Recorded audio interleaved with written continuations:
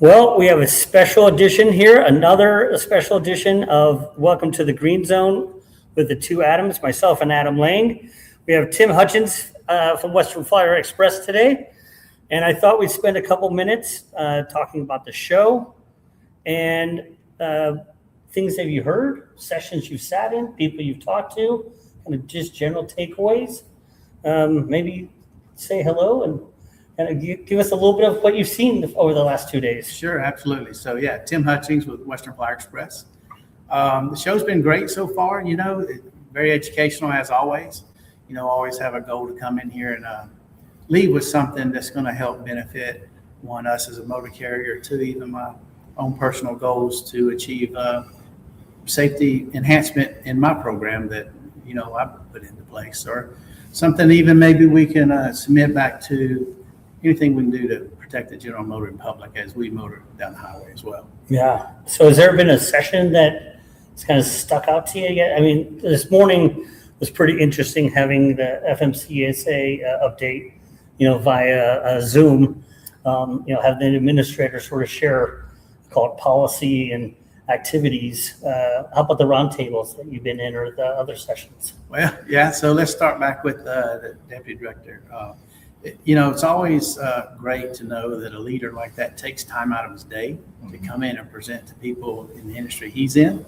And you can really hear the compassion he has for the organization as far as safety and making the highways a better place, right? Mm-hmm. His list of accomplishments in a short period of time, to me, have been tremendous. A lot more progress than some of the other previous ones. So that's exciting to see, and exciting to see where he's going to go with it, how far it will go. As far as some of the other speakers we've had, we had a great one yesterday with on cargo theft and fraud. Very, very well needed.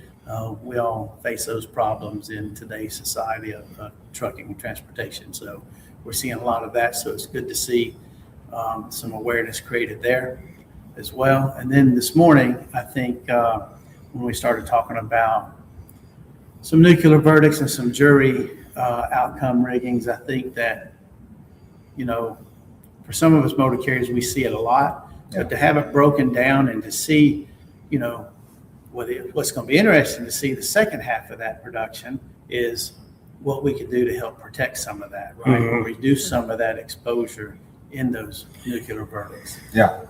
Well, it feels those instances you want to be prepared, but you also don't want them ever to happen to have to prepare, right? So it's like it's a two-edged sword where the more you prepare, most likely nothing's going to happen, which is fine, which is actually very good. Or if you don't do the homework, then you get surprised. So it's one of those you have to balance occurrence versus being prepared. Mm-hmm. It is, and unfortunately, in our world, we learn from those issues that do arise, right? How we can better protect ourselves in the future for those kind of things. So, safety has to take a different approach. Anything we can do to be more proactive instead of reactive is going to enhance our program a lot better. Agreed. And like our prior guest said, and what we've heard time and time again at these conferences is AI is taking a bigger handle in everything that we do.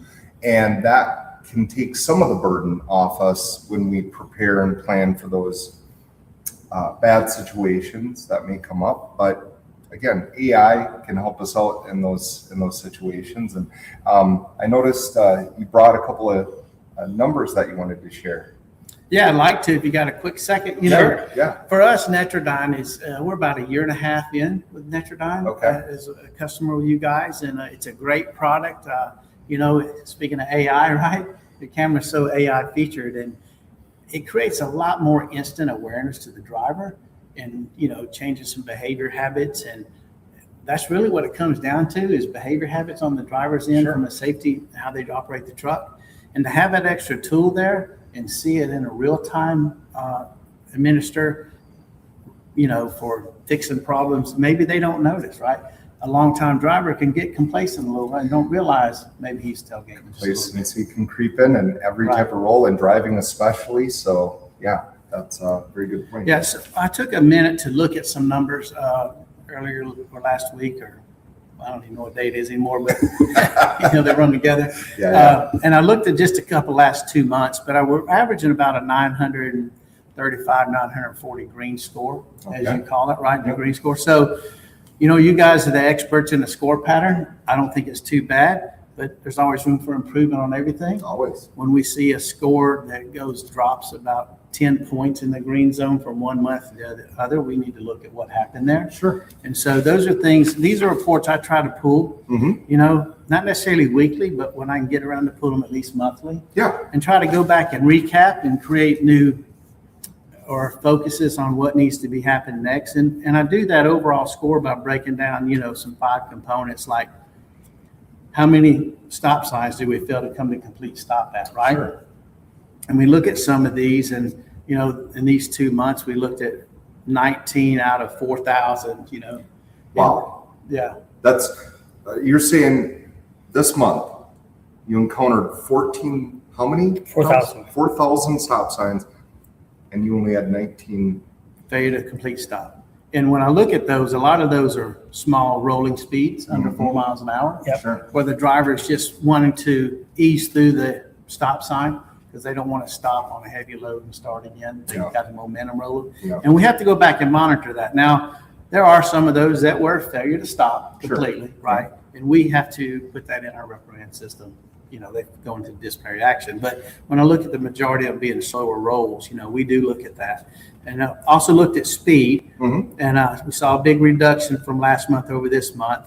And we look at the speed at 0.04%, which equates to about 52 hours out of 123,000 operating hours. So that gives a wonderful perspective to, like, there's always going to be folks that might step out a little bit and need some correction and coaching, but in the grand scheme of things, 123,000 hours of driving, and almost every single one is compliant compared to it at 0.04% Right. that you need to focus on. Correct. And so, if we drilled that down a little bit, it's probably going to be in some 35, 40 mile an hour speed zones where Sure. they come into a heavy populated area in a reduced speed where it downgrades you a little bit. Yeah. Driver's just waiting a little bit too late to reduce some speeds. Yeah. Awareness. Awareness training, right? And Correct. you're not hitting them over the head. You're probably doing it with a velvet glove. You're probably doing it with, hey, come on in here, let's talk about this a little bit, or even calling them when they're off their loads and just kind of waiting for their next empty call or whatever. Give them a quick phone call and say, hey. Yeah, and so I'm excited to get into the more of the virtual coaching that you guys offer that we're not doing quite yet. Okay. We ran into a little problem with our provider of another zone. So we're working on that just a little bit to be able to have that communication channel open, and that'll help us a lot when we get there. We looked at red lights as well as a key factor. These are the key factors we get notifications on. Okay. These are what we're looking at on a daily, right? We saw a decrease in it, which is really good from the previous month, but its stats show right here we ran a full 1%. So we ran 342 red lights out of 350,000 that we went through. And that 342, people are thinking, oh, wow, that's a big number. But when you look at the denominator, when you look at the larger number, that's amazing.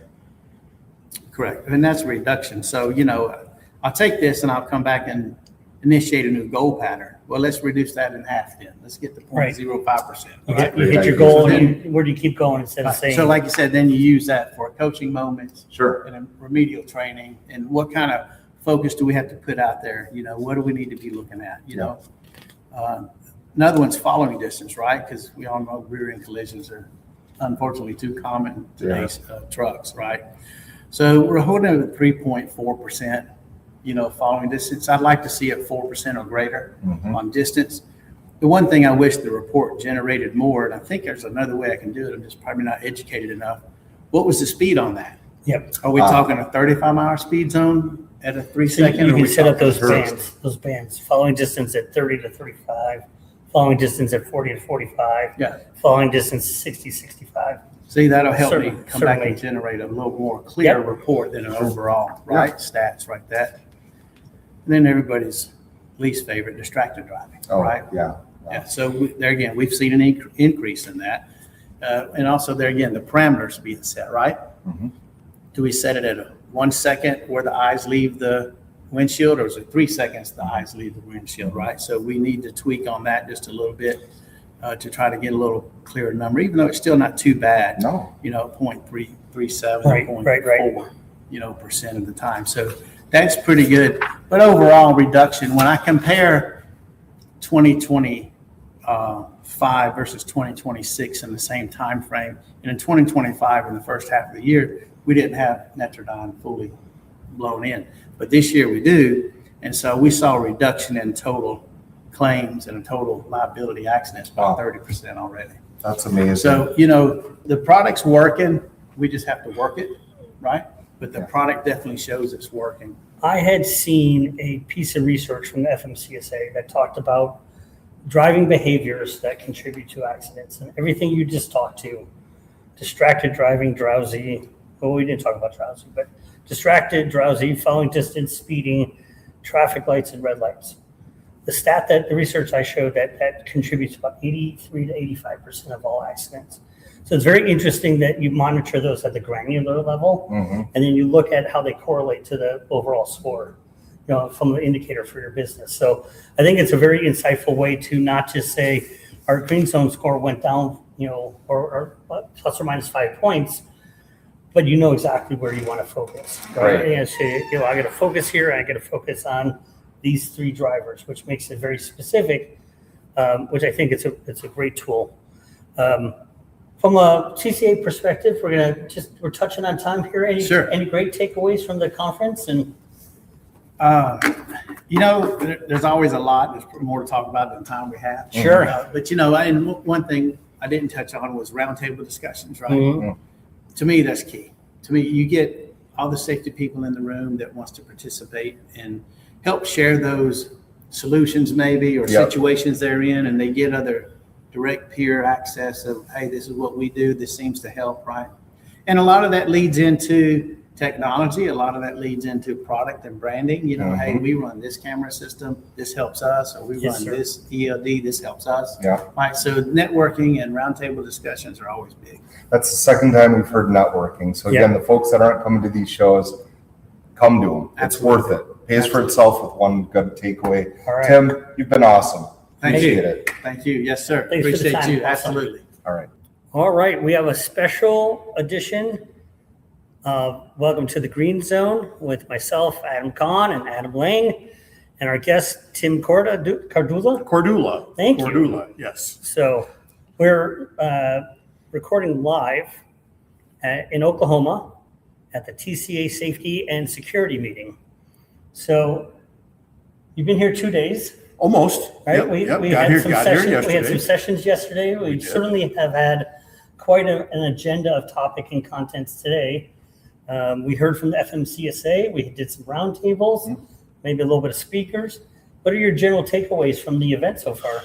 Anything like this is always, the content is always great, no matter what, whether it's TCA or any other event, but it's the networking. It's getting involved with the people, getting involved with the other carriers, talking with the other carriers, talking with the people, and learning from each other. I think that's what a lot of this is about. So Tim, we've had a few guests come in already, and everyone is mentioning this networking opportunity. And being a former motor carrier, and myself as well, working with a motor carrier, our bosses tell us, go there with at least one good takeaway. Well, some of those best takeaways happen in the hallways at lunch during those networking opportunities. Agreed. You're also speaking. I am. And presenting. I am. Tell us about your session. So I'm excited. I'm actually very excited because the topic that I'm actually talking about is a topic that I proposed to ATRI. I am on the Research Advisory Committee, as you well know. Yeah. And the topic is how our frontline managers affect the performance and safety culture of a company. So that was actually voted to advance for further research. And it's really easy to point the finger at a safety director when there's accidents, when there's injuries, when there's violations. It's like, okay, it's the safety director's fault. But what we fail to look at is the frontline manager, your operations team, your HR, even the president and CEO of the company. what is their philosophy on culture? Have they established that safety culture within the company? And does it start from the top down? I always like to say, are they walking the walk and talking the talk? So I get the chance to talk about that for an hour today and again an hour tomorrow. So I'm really excited about that. Being a part of this, I noticed there are a lot of presidents, CEOs of trucking companies here as well. Some can't make it. They all can't go to everything. Right. If you don't see them here, you usually see them at the annual TCA Yep. meetings or ATA meetings. But, you worked with a couple of very positive, very Yes. good motor carriers. What could you say about influence that you received? And you don't have to mention specific names, but, seeing that in action, that walk the walk. True. That's a great question. And truthfully, this entire paper that I wrote, that I presented to ATRI, and the presentation that I wrote for today, and whoever else wants to listen to it, was based off my experiences with my carriers. Okay, I've worked with 3 really decent sized carriers in the Midwest. And I learned something from all of them as far as where the safety culture starts, where it ends, and how it's communicated. Has it always been top notch and great? No, but we've improved on that. It's like, okay, why are we going through multiple safety directors, or why are we going through multiple dispatchers? Why is the driver coming in and saying, I'm dreading Monday? When you may have a carrier, and this was a great, and this one I live by because the carrier that I drove for, one of the carriers I drove for, one of the last questions or the first questions they would ask when I'd get done on a Friday is, Tim, what do you want to do next week?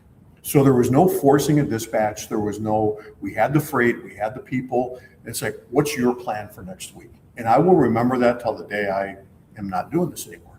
And that was great. That's a culture that's going to keep drivers. What do you want to do? Well, let's talk about that. Yeah. I want to work 2 days a week and be home, 5. Yeah. It's like, okay, it doesn't work that way. We still need to move the freight, Right. but is there a place that you'd like to go that's different? So that's a culture that's going to retain drivers. Agreed. I think it's the whole range of the team too. It is.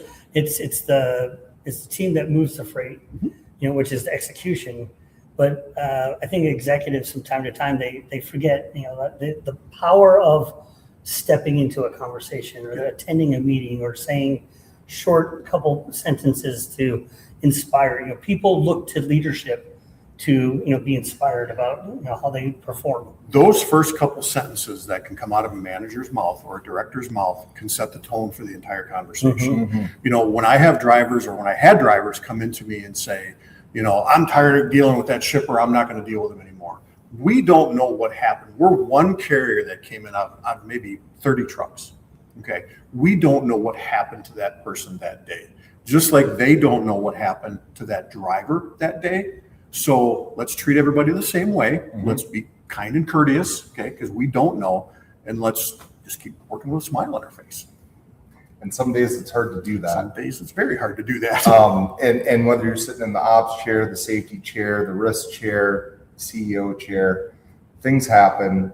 And I think the more we govern our attitudes and try to not push that off on the drivers, because we don't know what their life was like today. We don't know who cut them off and all the unspoken things that come in. Like I could talk about our system and say, hey, we analyze 100% of drive time. That's great. The AI is analyzing it. Right. What about the person Exactly. and the people? And that's where that positive attitude comes in, even though some days it's really, really tough to do that. So. Well, even what you just said, AI is evaluating this, and we have telematics, and we have every ounce of technology that we can, give these drivers. But if we don't communicate it to them, then that's bad on us. Yes. That's bad on us, because now we've given them tools that we know can be used, but they don't know anything about it. So let's get them involved. Yeah, Let's get them involved. I've used the example before about how to sort of recognize a positive environment. So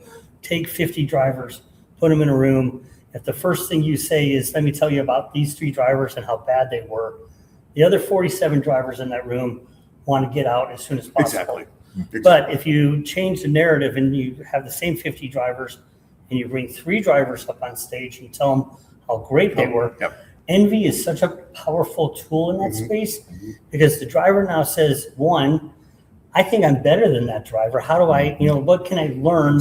or I'm going to go have a meeting with the boss, so Mhm. have him help me Exactly. about, or he or she help me how to improve. So Mhm. I think you're right. It's that, it's just that having everyone have that, the heads up, The heads up, attitude, and how that, versus, like I said, those first few words that come out of your mouth, Mhm. the worst thing that can happen to a driver is when a driver comes in that you haven't seen for a while, and they want to talk to a safety director, maybe they even want to talk to the CEO or the president, Mhm. and the president or the CEO, that they're typing away and, hey, how you doing? And they don't stop.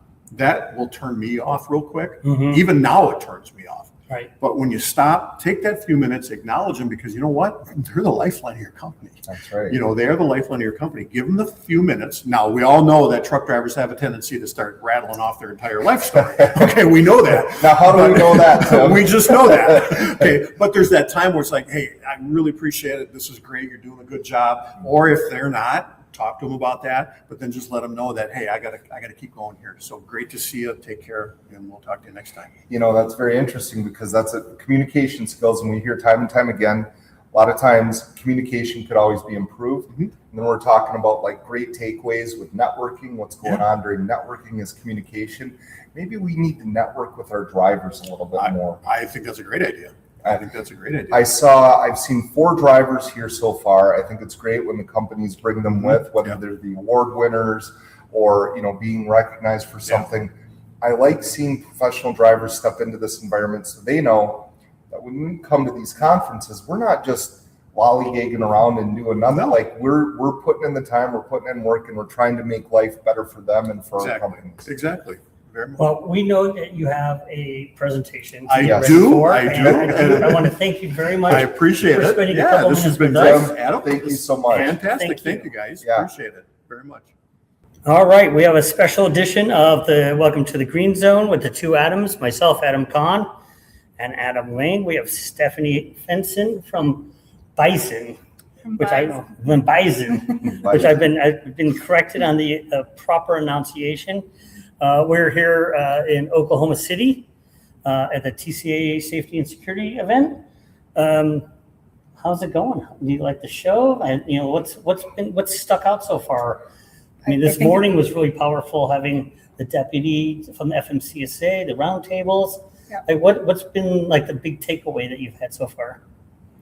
I think like every year, it's always great to get around a group of safety people, make those additional connections, be able to really talk about what are you struggling with, what things are you kind of focused on. And that's really what the TCA Safety Conference allows us to do, is to come together as a community to make those connections and have those direct conversations. So it's not even all just about the sessions, which have been great. Mm-hmm. It's about the breakouts, the breaks, lunch, you sit down and you talk to a different group of people every single time, and you get to talk about different things. So that's always nice. It's also been really good this year to see how many people are attending for the very first time. Mm-hmm. So the messaging of the values are certainly getting out there. People are getting more engaged, coming out, understanding that it is worth their time to be at these events and see what's out there. Awesome.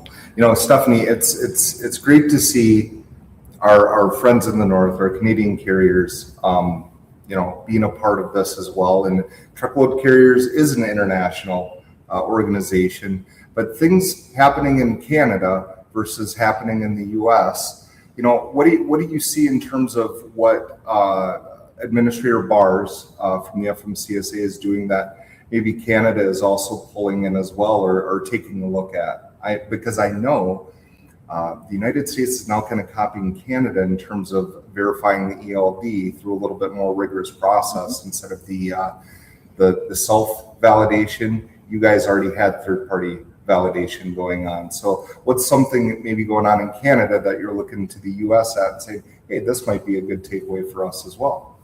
Well, I'm personally excited about the changes or the oversight that they're looking to add to driver training, because we need that on the Canadian side as well. Obviously, we've got MELT. The fundamental program is good, but we lack that oversight as well, making sure that it is quality instruction going in to the drivers that are getting into the transportation industry to set them up for success, because it really is an opportunity to make sure that we're keeping our people safe out there. Sure. Great. Yeah, I had shared with some peers at Netradyne, people entering the industry, and they asked me, well, Adam, you've been in the space for 20, 25 years, and Adam Lang's been in this space for 20 plus years. And I said, close your eyes, think about you sitting in the tractor, right? And you have a job to do. What kind of tools can you provide that driver to be predictable, and then get home, get safe, be safe, and then work your way out. So it's very interesting. You sort of just brought the driver training in for that sheer reason of like trying to get predictability, trying to get the same result every day, where, routine doesn't become easy, routine becomes success. Yeah, and I think that's different for every driver. We try and put a lot of effort and insights into what does that training plan and development plan need to look like for each individual, because what you need isn't going to be what I need or what the other Adam needs to be successful. And we can't just look at everybody as that same cookie cutter. We need to look to say, well, what are their skills and what can we work with them to develop? And certainly there's lots of technology out there that will give you some insights into what that can be and support you as you kind of build what that development plan could be. That is an excellent point, and it's like there isn't one size fits all training. There isn't one size fits all coaching. You have to adapt to the drivers' personalities, and their wants and needs as well. Because a happy driver is a productive driver, is a safe driver, I've always thought, and that kind of governs their attitude, which really operates the truck. Are there any special things that Bison is doing now to help the drivers with maintaining a positive attitude or being happier in the trucking industry, which sometimes can be kind of scary and when you hear about lawsuits and other things? Any interesting things you guys are doing to keep your drivers happy? That's a pretty lofty goal, and certainly lots of things that can go into it. But I think just treating people with respect, interacting with them and framing conversations from a place of compassion and with being on the same page and the end goal being the same, right? No driver goes out there to say, oh, I want to be unsafe, I want to crash, I want to get a violation. And they also don't go out there and suddenly forget everything about how they know how to drive. So it's really digging into why did that individual have that situation today and what can we do to support them through it. And sometimes it has nothing to do with driving at all. It has something to do with just showing them compassion about what's going on in their personal life to kind of get their focus back onto the task at hand, which is being safe behind the wheel. It's an excellent point. And it's not like you just shut your brain off when you come to work. You're thinking about things in your personal life. When you're at home, you're thinking about things in your work life. You want to be happy in both situations, right? So it sounds like you guys are honing in on some really good things there. And of course, your fleet has a very good reputation for being low turnover and very friendly to drivers. So I want to anchor on that comment there, because I am every TCA I go to, your team is up on stage and being recognized by peers, being recognized by drivers. Obviously, you've gone through some stages of identifying where you want to focus, raising the bar. What does that process feel like when you continue to strive to be that next level of, great or, super good? Like how do you walk through that, or what's the mindset? Well, I think the mindset is that it's never going to be good enough, right? When we're talking about people's safety, people's livelihoods, we can never be good enough. So we can't just sit back and say, well, we're happy with our results. It always needs to be, but what could we do more, better, different to do even better? Mm-hmm. Because at the end of the day, all of that helps influence our people getting home safely. And that's the only thing that matters. So good is not good enough in our world. That is a great way to look at it.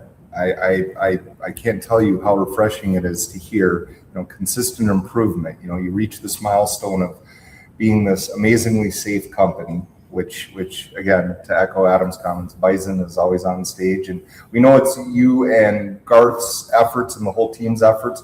Your drivers, they're the ones that have to actually do it and go out there. So with your influence and your support, they are doing it, they are living it. So setting that lofty goal each and every year, which must be very difficult, is still working in your world for sure. Well, and making sure that the driver understands that they are the most important piece to this, right? We could preach policy, we could preach procedure, we could preach the fact that we want the load to get there on time, intact.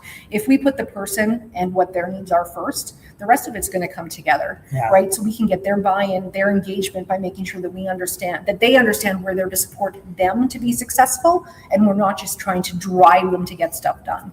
Yeah, I had an interesting conversation with a member of your team at ATA, and the question was, what motivates you? And it was Garth who I had the conversation with. He says, as long as I can keep teaching and supporting, that drives me, which I thought was very compelling. And I'm like, I got it. Like at that moment, I'm like, I get why your team hits that mark, because all those fundamentals that you talk about are rock solid, and it should be mirrored. Yeah. So, any good takeaways from the conference? As we get close to ending our chat. I want to say thank you to all the vendors that came out, because they give us insights into what's available, what the tools are, and the resources available out there to help us continue to build our programs and support our drivers. Great. Well, thank you so much for sharing time with us. Yeah. Stephanie, always a pleasure. Yeah, you too, Adam and Adam. Thank you. All right. Thanks.